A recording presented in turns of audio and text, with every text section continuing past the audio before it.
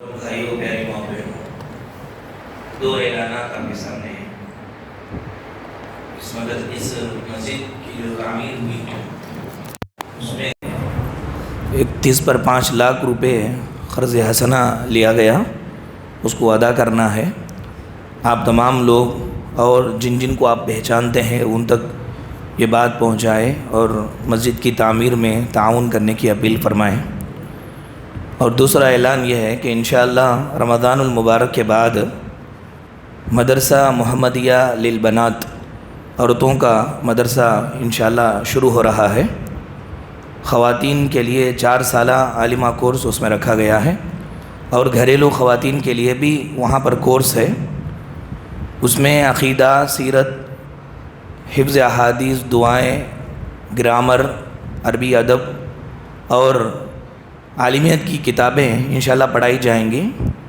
بچیاں یہاں عالمیت کرنے کے بعد ان کے لیے راستہ کھلا ہے، یا تو یہیں پر وہ عمل کرتے رہے، دعوت کا کام کرتے رہے، یا اور آگے تعلیم اگر حاصل کرنا ہے تو بنگلور ہے یا حیدرآباد ہے، مالیگاؤں وغیرہ میں فضیلت بھی کر سکتی ہیں اس سرٹیفکیٹ کی بیسک پر، عالمیت کی سرٹیفکیٹ کی بیسک پر۔ حیدرآباد میں اسی طرح سے بنگلور میں یا مالیگاؤں میں فضیلت بھی وہاں پر وہ پڑھ سکتی ہیں۔ 4 سالہ عالمہ کورس انشاءاللہ یہاں پر رکھا گیا ہے۔ خواتین سے گزارش ہے کہ یہ بات کو قریب اطراف و اکناف کے بہت سارے خواتین تک پہنچائیں۔ انشاءاللہ 20 شوال سے 20/8 شوال تک داخلے جاری ہوں گے، اس کے بعد جون کے مہینے سے تعلیم جاری رہے گی۔ الحمدللہ رب العالمین والصلاة والسلام علی رسولہ الکریم، اما بعد۔ محترم بھائیوں، پیاری ماں اور بہنوں، الحمدللہ ہمارے آج کو 16 روزے مکمل ہوئے۔ اللہ رب العالمین سے دعا ہے کہ اللہ تعالی ہمارے روزوں کو قبول فرمائے اور ہماری عبادتوں کو قبول فرمائے۔ قال علم یہ 16واں پارہ ہے۔ اس پارے کے اندر بھی بہت ساری باتیں اللہ تعالیٰ نے بتلائی ہیں۔ آج ہم چند آیتوں کے کچھ اہم نکات انشاءاللہ معلوم کریں گے۔ اس پارے میں اللہ تعالیٰ نے یہ تعلیم دی کہ یہ جو اولاد ہے یہ اللہ تعالیٰ کی نعمت ہے۔ چنانچہ اولاد باپ کے مرنے کے بعد باپ کے مال کے وارث جیسے بنتے ہیں، باپ کا مال اولاد کو ملتا ہے، ویسے ہی باپ ماں کے دین کے وارث بھی بننا چاہیے، کہ ایسا نہ ہو کہ اولاد جو ہے ماں باپ کے مال کے وارث تو بن گئے، لیکن جیسا باپ کے پاس دین تھا ویسے اولاد میں دین نہیں ہے۔ ایسا نہیں ہونا چاہیے۔ اللہ رب العالمین نے دونوں کی مثالیں دی۔ یہ وہ لوگ جنہوں نے اپنے اولاد کو دنیا کے مال کا وارث بھی بنایا اور دین کا وارث بھی بنایا۔ اللہ نے فرمایا اولئک الذین انعم اللہ علیہم من النبیین من ذریۃ آدم وممن حملنا مع نوح ومن ذریۃ ابراہیم واسرائیل وممن ہدینا واجتبینا۔ اللہ کا انعام ہوا آدم کی اولاد میں سے اور نوح علیہ السلام کی اولاد میں سے اور ابراہیم اور اسرائیل کی اولاد میں سے۔ اللہ رب العالمین نے ان میں سے جن کو چنا اللہ تعالیٰ نے ان کو ہدایت دی۔ یہ کون لوگ ہیں؟ اذا تتلی علیہم آیات الرحمن خروا سجدا وبکیا۔ اللہ کی آیتیں جب ان پر سنائی جاتی ہیں تو یہ روتے ہوئے سجدے میں گر جاتے ہیں۔ یہ وہ اولاد ہے جو دین کے بھی وارث بنے۔ ماں باپ نے ان کو دنیا کا مال کا وارث بنانے کے ساتھ ساتھ دین کا بھی وارث بنایا، اور جو دین کا وارث نہیں بنے ان کے بارے میں اللہ نے کہا اسی بارے میں فخلف من بعدہم خلف اضاعوا الصلاۃ واتبعوا الشہوات فسوف یلقون غیا۔ اچھے لوگوں کے چلے جانے کے بعد ان کے اولاد میں سے کچھ ایسے ناہنجار آئے، ایسے ناخلف آئے، ایسے کمینے لوگ آئے۔ اللہ نے کمینے سے کہا کہ اتنے ناہنجار ناخلف لوگ جنہوں نے نمازوں کو ضائع کیا، شہوات کے پیچھے پڑ گئے، ان قریب ان کو جہنم میں ڈال دیا جائے گا۔ یہ وہ اولاد ہے جو ماں باپ کے دین کے وارث نہیں بنے۔ ماں باپ کے دین کے وارث جو اولاد نہیں بنے، اللہ نے ان کو ڈانٹ ٹپٹ کی اور کہا کہ ناخلف ہے یہ، یعنی اچھے ماں باپ کے برے بچے ہیں، اچھے ماں باپ کے برے بچے ہیں۔ تو اس میں تعلیم یہ دی گئی مومنوں کو کہ جس طرح آپ یہ چاہتے ہیں کہ آپ کے انتقال کے بعد آپ کے بچے دنیاوی اعتبار سے در در بھیک مانگنے والے نہ بنیں، تو بس یہ بھی کوشش کریں کہ آپ کے بچے دین کے اندر بھی پرفیکٹ رہیں، دیندار اور ایماندار رہیں۔ یہ تعلیم اللہ تعالیٰ نے دی۔ سورہ مریم میں 11 انبیاء کرام کے واقعات اللہ نے ذکر فرمائے، 11 نبیوں کے واقعات، اور اس میں 3 نبیوں کے واقعات کو تو تفصیل سے بیان کیا گیا۔ اس میں حضرت یحییٰ علیہ السلام کا واقعہ ذکر ہوا کہ ان کی بیوی بانجھ تھی بچپن سے، بڑھاپے کی عمر میں اللہ رب العالمین نے ان کو اولاد عطا فرمایا۔ ناممکن تھا وہ، لیکن ممکنات میں بدل کر کے اللہ تبارک و تعالیٰ نے ان کو بچہ دیا۔ اللہ نے اس کا تذکرہ فرمایا۔ زکریا علیہ السلام کو زکریا علیہ السلام نے دعا مانگی کہ اللہ میں تجھ سے مایوس کبھی نہیں ہوتا، مجھے معلوم ہے کہ میری بیوی بانجھ ہے، میرے بال پک چکے ہیں، میں بوڑھا ہو چکا ہوں، میری بیوی شروع سے بانجھ ہے، اتنے سب کچھ امپاسبل چیزیں ہیں، ناممکنات ہیں، لیکن تیری رحمت کے اوپر میں مایوس نہیں ہوں، مجھے اولاد عطا فرما۔ اللہ تعالیٰ نے اپنا معجزہ ان پر ظاہر فرمایا، ان کی بیوی کو درست کیا، ان کو بچہ دیا، بچے کا نام بھی اللہ نے رکھا۔ یہ بچے کو بڑا ہونے کے بعد اللہ نے نبی بھی بنایا۔ آپ دیکھیں کہ اللہ تعالیٰ نے اتنے کام حضرت زکریا کے ساتھ کیوں کیا۔ دوسری آیت میں اللہ نے بیان فرمایا کہ ہم نے دیکھا زکریا کے اندر دین کا جذبہ تھا، دین کا شوق تھا۔ ہم نے دیکھا کہ وَيَدْعُونَنَا رَغَبًا وَرَهْبًا وَكَانُوا لَنَا خَاشِعِينَ، کہ وہ شوق سے، ڈر سے ہمیں پکارتا تھا۔ تو دینداری ہم نے زکریا میں دیکھی، اس لیے ناممکن چیز کو بھی ہم نے ان کے لیے ممکن بنا کر دیا۔ اللہ رب العالمین نے کہا کہ میرے بندو، یہ صرف زکریا کے لیے خاص نہیں ہے، تم میں بھی اگر کوئی دین میں دلچسپی رکھتا ہو، ناممکن چیز ہے تمہارے لیے، لیکن تم مانگو اللہ سے وہ چیز، اللہ تعالیٰ ضرور عطا کریں گے، اللہ تعالیٰ ضرور دیں گے۔ یہ تذکرہ اللہ نے بیان فرمایا۔ یا زکریا انا نبشرک بغلام اسمہ یحییٰ لم نجعل لہ من قبل سمیہ، اے زکریا ہم ایک بچے کی تمہیں بشارت دیتے ہیں، بچے کا نام بھی ہم نے یحییٰ رکھا، ایسا نام اس بچے سے پہلے کسی کا ہم نے نہیں رکھا۔ یہ اللہ رب العالمین نے اپنی قدرت کا اظہار فرمایا مومن بندوں کے لیے۔ حضرت عیسیٰ علیہ السلام کا ذکر ہوا تفصیل سے، بغیر باپ کے پیدا ہوئے۔ یہی عیسیٰ ہیں، بچپن میں انہوں نے بات کیا، چھوٹا بچہ گود میں بات کیا۔ مریم علیہ السلام بچے کو لے کر آ رہی تھی، قوم کے لوگوں نے الزامات پر الزامات لگائے جا رہے ہیں ان کے اوپر، اے مریم تمہارے باپ تمہارے بھائی تو اچھے انسان ہیں، لیکن تم یہ کیا کر گئی کہ بغیر نکاح کے تمہارے لیے بچہ ہو گیا۔ مریم علیہ السلام نے کہا کہ انی صمت للرحمن، میں روزے سے ہوں۔ وہ زمانے کا روزہ کیسا تھا، بات بھی نہیں کرنا تھا، تو اس لیے میں بات نہیں کر سکتی۔ فاشارت الیہ، گود کے بچے کی طرف انہوں نے اشارہ کیا، تو بچہ فوراً اللہ رب العالمین نے اس کو گویائی دی، بات کرنے کی طاقت دی۔ بچہ اللہ پر لگے الزام کو پہلے دور کیا، کہا کہ قال انی عبد اللہ، میں اللہ کا بیٹا نہیں، میں اللہ کا بندہ ہوں۔ اللہ تعالیٰ پر لگے الزام کو پہلے اس نے دور کیا کہ میں اللہ کا بندہ ہوں۔ وجعلنی نبیّا، اللہ تعالیٰ مجھے نبی بنائے گا۔ وجعلنی مبارکا اینما کنت، جہاں بھی رکھا اللہ تعالیٰ مجھے بابرکت رکھے گا۔ اور اللہ نے مجھے یہ نصیحت کی ہے کہ میری ماں کے ساتھ میں اچھا برتاؤ کروں۔ تو یہ بات اللہ رب العالمین نے اس پارے کے اندر بیان فرمائی۔ اس کے بعد حضرت ابراہیم علیہ السلام کا واقعہ بھی بڑی تفصیل سے بیان ہوا۔ باپ کو شرک کی حالت میں دیکھا تو سہا نہیں گئے۔ ابراہیم علیہ السلام نے بڑے ہی محبت اور درد بھرے انداز میں باپ کو سمجھایا کہ وَاذْكُرْ فِي الْكِتَابِ إِبْرَاهِيمَ إِنَّهُ كَانَ صِدِّيقًا نَبِيًّا، بڑے سچے نبی تھے۔ اِذْ قَالَ لِأَبِيهِ، انہوں نے اپنے ابا سے کہا یا ابتی لِمَ تَعْبُدُ مَا لَا يَسْمَعُ وَلَا يُبْصِرُ وَلَا يُغْنِي عَنْكَ شَيْئًا، اے ابا ایسوں کی عبادت کیوں کرتے ہو جو نہ آپ کی بات کو سن سکتے ہیں، جو نہ آپ کو دیکھ سکتے ہیں، اور نہ آپ کو کچھ نفع پہنچا سکتے ہیں، نہ نقصان پہنچا سکتے ہیں۔ لیکن باپ نے ایک نہ مانی، کہا کہ تم یہاں سے نکل کر چلے جاؤ۔ ابراہیم علیہ السلام دین کے لیے گاؤں چھوڑ کر چلے گئے۔ اللہ رب العالمین نے اس قربانی کی لاج رکھ کر ان کے وطن سے جتنے بھی لوگ پیدا ہوئے، یعنی ان کے بعد ابراہیم علیہ السلام کے بعد جتنے بھی انبیاء آئے، اللہ رب العالمین نے ابراہیم علیہ السلام کی نسل ہی سے رکھا۔ یہ اللہ تعالیٰ نے قربانی کا بدلہ عطا فرمایا کہ دنیا کے اندر کون ایسا باپ ہے جو یہ نہیں چاہتا ہو کہ اللہ میرے بچے کی تعریف کرے، اللہ میرے بچے کو چن لے۔ ہر ایک باپ یہ چاہتا ہے کہ میرا بچہ اونچا ہو۔ ابراہیم علیہ السلام کے بچوں میں ہی اللہ تعالیٰ نے انبیاء کو چنا، انبیاء کو بنایا۔ یہ انعام ہے، دین کے لیے کچھ قربانی کیجئے، اللہ تعالیٰ دنیا ہی کے اندر بہت ساری چیزیں آپ کو عطا کریں گے، اور آخرت میں بھی بہت بڑا مقام اللہ رب العالمین نے رکھا ہے۔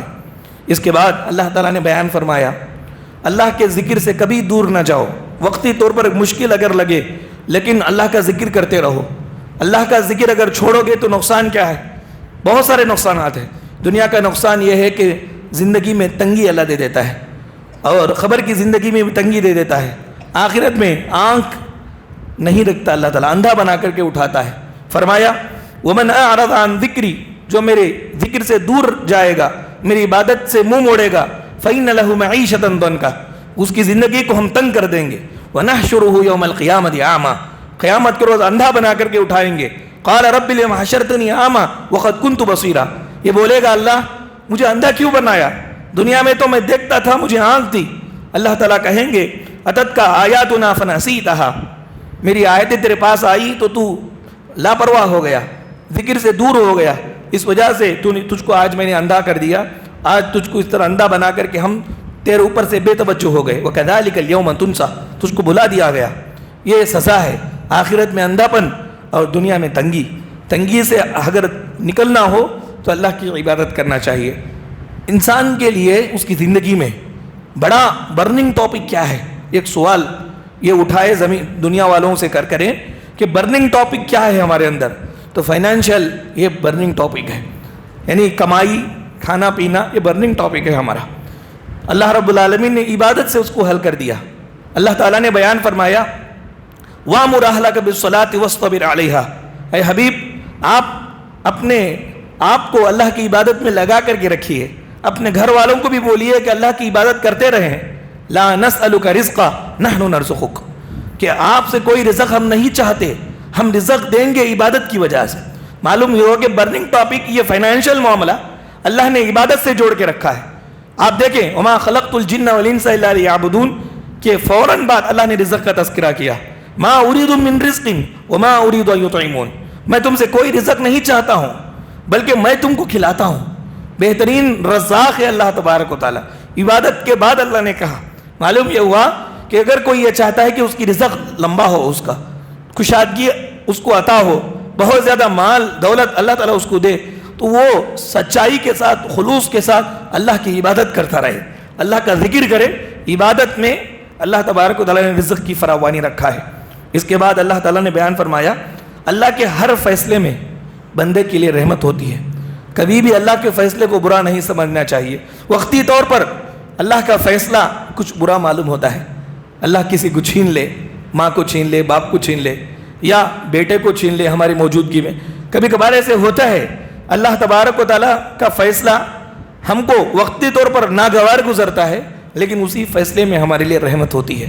یہ بات اللہ تعالیٰ نے بیان فرمائی. اس کے بعد کہا والدین، ماں باپ اگر نیک ہو تو اولاد تک ماں باپ کی نیکی کا اثر جاتا ہے. اللہ تعالیٰ نیک ماں باپ کے اولاد کو کبھی ضائع نہیں کرتا، کبھی ضائع نہیں کرتا.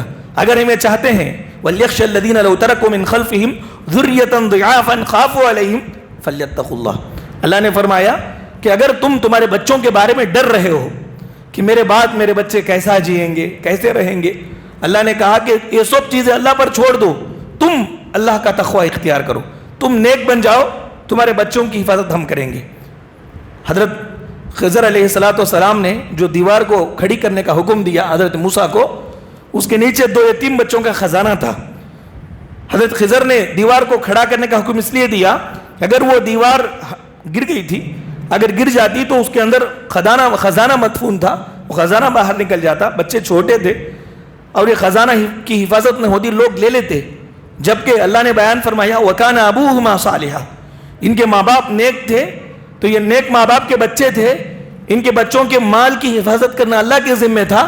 اس لیے خضر کو حکم دیا کہ وہ دیوار کو کھڑی کرو، ورنہ یہ بچے ضائع ہو جائیں گے، بچوں کے لیے یہ مال ضائع ہو جائے گا. ایسا قدرتی طور پر اللہ مدد کرتا ہے.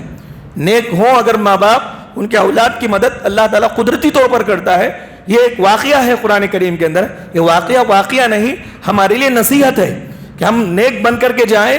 ہمارے بچوں کے تعلق سے ہم بے فکر ہو سکتے ہیں کہ وہ ضائع نہیں ہوں گے، اللہ تعالیٰ ان کو صحیح طور پر رکھے گا.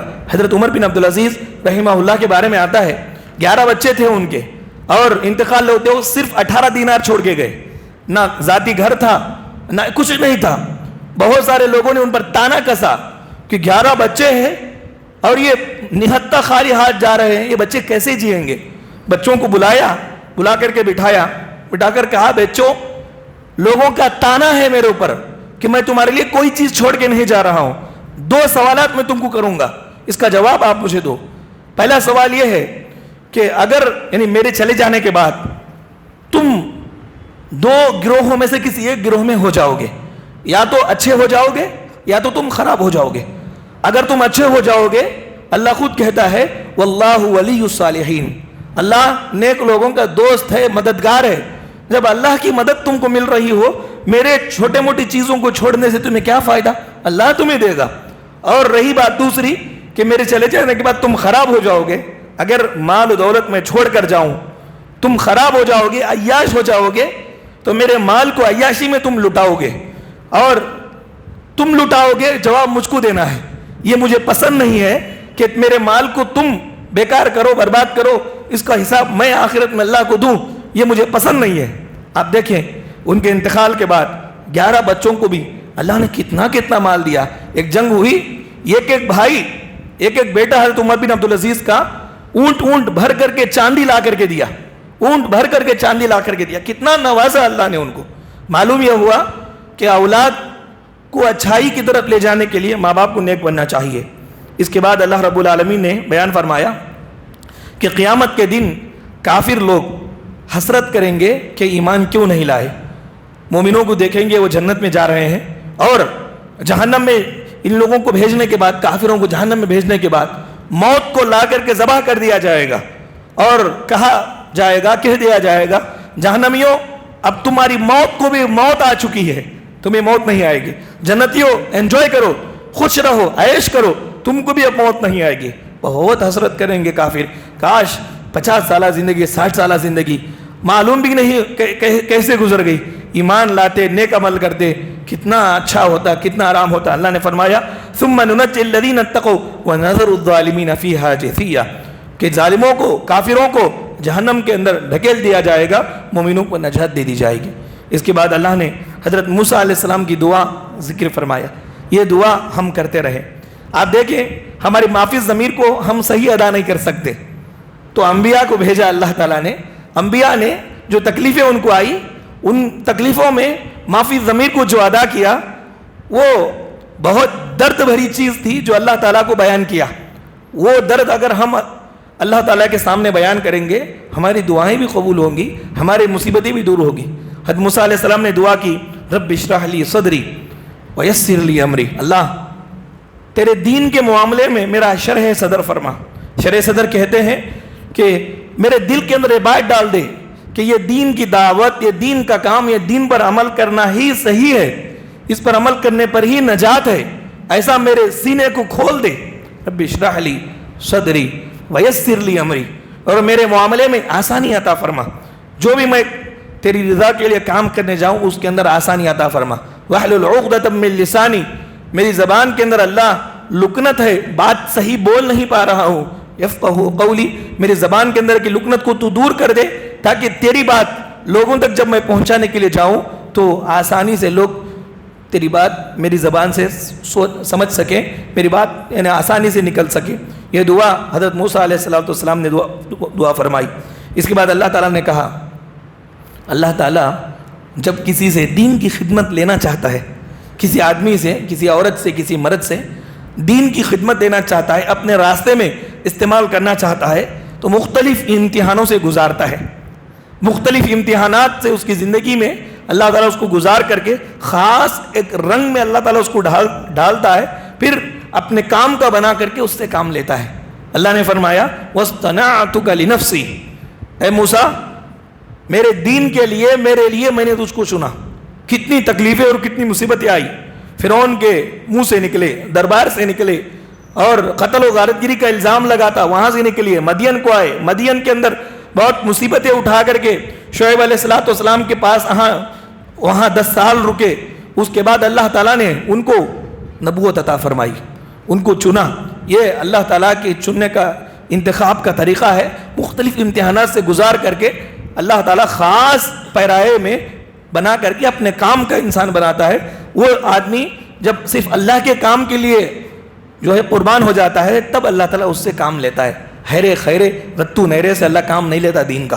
بلکہ اس کے لیے خاص اللہ سے دعائیں کرتے رہنا چاہیے، اللہ اپنے دین کے لیے تو ہمیں استعمال کر لے، اپنے دین کے لیے ہمیں استعمال کر لے، اس طرح اللہ سے دعائیں کرتے رہنا چاہیے۔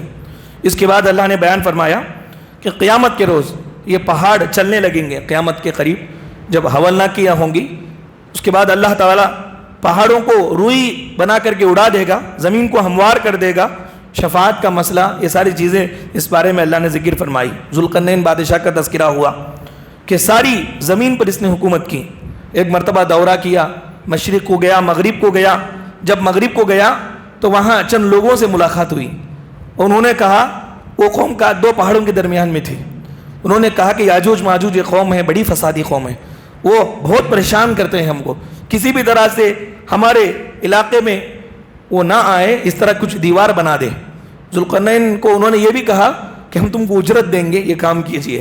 ذوالقرنین نے کہا کہ اجرت کی ضرورت نہیں ہے، اللہ نے مجھے بہت دیا ہے، فَأَعِينُونِي بِقُوَّةٍ أَجْعَلْ بَيْنَكُمْ وَبَيْنَهُمْ رَدْمًا، مین پاور دو، کچھ آدمیوں کو دو، میں استعمال کروں گا، کام کروں گا۔ بڑے بڑے لوہے کے شیٹس لائے، لا کر کے پورا ایک پہاڑ سے دوسرے پہاڑ تک انہوں نے ڈال دیا، اور اس کے اوپر تانبا پگھلا کر کے ڈال دیا۔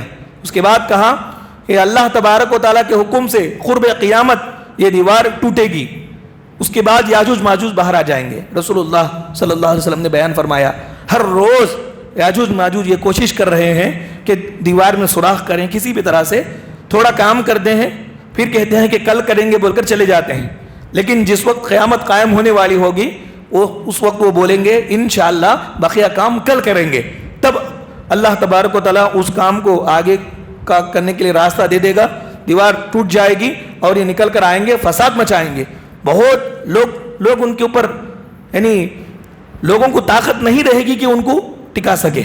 حضرت عیسیٰ علیہ السلام اس وقت آئیں گے، دعا کریں گے، اللہ تعالیٰ ایک بیماری بھیجے گا ان کے سروں میں اور یہ مر جائیں گے۔ اس طرح اللہ تبارک و تعالیٰ نے ذوالقرنین کے بارے میں اس بارے میں بتلایا۔ اس کے بعد یہ حبشہ کے اندر جو مسلمان ہجرت کر کے چلے گئے تھے، مکے کے اندر ایک کوہرام مچ گیا کہ ہمارے لوگ چلے گئے، پہلے تو 12 مرد 4 عورتیں گئے تھے، اور دوسری مرتبہ 80 پر 2 مرد اور 18 عورتیں نکل کر کے چلی گئی حبشہ کو، ایتھوپیا کو۔ تو مکے کے اندر بڑے بڑے جو سرداروں نے کہا کہ کوئی قدم ہمیں اٹھانا چاہیے، تو ایتھوپیا کے جو نجاشی بادشاہ تھا، بادشاہ کے پاس چند لوگوں کو بھیجا، مکے کے لوگوں نے چند لوگوں کو بھیجا، وہاں یہ گئے، جا کر کے ڈائریکٹ بادشاہ سے ملاقات نہیں کیے۔ دیکھو الٹے راستے ان لوگوں کو معلوم رہتے ہیں، چور راستے معلوم رہتے ہیں۔ جا کر کے وزیروں کو ملے، تحفے تحائف دیے، کہا کہ بادشاہ کے دربار میں جب ہم بولیں گے کہ مکے کے لوگ آئے ہیں ہمارا دین چھوڑ کر کے، واپس کر دو، تو تم سب تائید کرو ہماری، ہاں ہاں واپس کر دو بول کر کے، تائید کرو بول کر کے پہلے سے بات کر لیے، پہلے سے بات کر لے کے ان کو تحفے تحائف دے دیے، اور بادشاہ کا دربار شروع ہوا۔ اس وقت یہ لوگ وہاں گئے، بادشاہ کے سامنے جا کر کے بولے کہ ہمارے لوگ بے دین ہو کر کے یہاں آ چکے ہیں، بڑے فسادی ہیں، ہم یہ چاہتے ہیں کہ ان کو ہمیں واپس کر دیا جائے۔ تو بادشاہ نے کہا کہ جب تک ان لوگوں کی زبان سے میں نہیں سنوں گا تب تک میں کچھ فیصلہ نہیں کروں گا۔ انصاف پسند بادشاہ تھا۔ ان لوگوں کو بلایا گیا، مسلمان آئے، کھڑے ہوئے اور پوچھا گیا، تو مسلمانوں نے اپنی ظلم کی داستانیں بیان فرمائی کہ مکے کے اندر کیسے کیسے ظلم ہوتا ہے ہمارے اوپر، اس لیے آپ کا شہر، ہمارے نبی نے کہا کہ آپ کے شہر میں انصاف ہے، آپ انصاف پسند ہے، اس لیے ہم یہاں آئے۔ تو بادشاہ نے کہا کہ میں نہیں بھیجوں گا ان کو، تم چلے جاؤ۔ یہ لوگ چلے گئے اور رات میں بیٹھ کر کے پلان کیے مکے کے لوگ۔ دوسرے دن صبح میں پھر حاضر ہوئے دربار میں، آ کر کے کہا کہ بادشاہ سلامت، ایسی بات نہیں ہے کہ یہ لوگ ہمارا دین چھوڑ دیے ہیں، بات یہ ہے کہ یہ آپ کے دین کو بھی مانتے نہیں ہیں، آپ کے دین کے بھی خلاف ہے ان کے عقیدے، آپ ہونا چیک کیجیے ان کو بلا کر کے۔ تو بادشاہ ان کو بلایا، بلا کر کے کہا کہ عیسیٰ علیہ السلام کے بارے میں تمہارا عقیدہ کیا ہے؟ مسلمانوں کو ڈر ہوا کہ اگر خلاف بات کریں گے تو کیا کرے گا معلوم نہیں، لیکن اگر اس کے سپورٹ میں اگر بات کریں گے تو یہ اسلام اس کی اجازت نہیں دیتا، کیونکہ وہ لوگ عیسیٰ کو خدا مانتے تھے، مریم علیہ السلام کو جو ہے مریم علیہ السلام کو بھی خدا کا حصہ مانتے تھے۔ لیکن حضرت جعفر طیار کھڑے ہوئے بغیر مداہنت کے، بالکل صاف صاف انہوں نے کھڑ کر کے تقریر کی، سورہ مریم کی تلاوت فرمائی۔ یہ جو سورہ پارے میں سورہ مریم ہے، سورہ مریم کی انہوں نے تلاوت فرمائی، کہا یا عین صاد ذکر رحمت ربک عبدہ زکریا اذ نادى ربہ نداء خفیا. بادشاہ سنتا جا رہا تھا، روتا جا رہا تھا، رو رو کر کے آنسو اس کی داڑھی پر گر گئے، داڑھی بھیگ گئی. اس کے بعد جب انہوں نے رکایا پڑھنا تب آ کر کے ایک تنکا لیا اور ایک لکیر کھینچ کر کے کہا کہ تم میں اور ہم میں بس اتنا ہی فرق ہے، تم ادھر ہو ہم ادھر ہیں، ایک لکیر بیچ میں فرق ہے. بہت سارے لوگوں کے اندر واویلا مچ گیا، کیا بادشاہ بھی مسلمان ہو گیا ہے. رسول اللہ صلی اللہ علیہ وسلم نے بیان فرمایا کہ بادشاہ مسلمان ہے، نجاشی بادشاہ مسلمان ہو گیا. اس کو مخضرمین میں سے کہتے ہیں. رسول اللہ کو دیکھا نہیں لیکن رسول کے زمانے کو پایا، ایمان کو چھپا کے تھا، اسی لیے اس کے انتقال کے وقت رسول اللہ نے مدینے میں خبر دی تھی کہ اس کا انتقال ہو چکا ہے. میرے بھائیو، یہ واقعہ اللہ تبارک و تعالیٰ نے اس بارے میں بیان فرمایا. اس کے بعد کہا کہ قرآن نازل ہوا ہے انسان کو بدبخت اور برا اور مشقت میں ڈالنے کے لیے نہیں، انسان کو اونچا کرنے کے لیے. طٰہٰ ما انزلنا علیک القرآن لتشقیٰ، اے حبیب ہم نے آپ پر یہ قرآن جو نازل کیا اس لیے نہیں کہ آپ مشقت میں پڑ جائیں. جو کہتے ہیں کہ بھائی صحیح دنیا میں اگر چلیں گے تو بہت تکلیفیں اٹھانا پڑتا، یہ بات غلط ہے. صحیح پر اگر ہم عمل کریں گے بہت راحت رہتی ہے، یہ اللہ کا وعدہ ہے. اللہ نے فرمایا طٰہٰ ما انزلنا علیک القرآن لتشقیٰ، کہ قرآن اس لیے نازل نہیں ہوا کہ لوگوں کو مشقت میں ڈال دے، اس لیے نازل ہوا کہ لوگوں کے اوپر آسانی کریں، لوگوں کو دنیا اور آخرت میں جو ہے کامیابی عطا فرمائے، سہولتیں عطا فرمائے، آسانی عطا فرمائے. یہ بات اللہ تعالیٰ نے بتلائی. اللہ سے دعا ہے کہ رب العالمین ہم تمام لوگوں کو قرآن مجید کو پڑھ کر ان کے اس کے احکامات پر عمل کرتے رہنے کے اللہ ہمیں توفیق عطا فرمائے. اللہ تعالیٰ ہمارے روزوں کو اور ہماری عبادتوں کو قبول فرمائے. آمین. وآخر دعوانا الحمد للہ رب العالمین. سبحانک اللہم و بحمدک اشہد ان لا الہ الا انت استغفرک و اتوب الیک.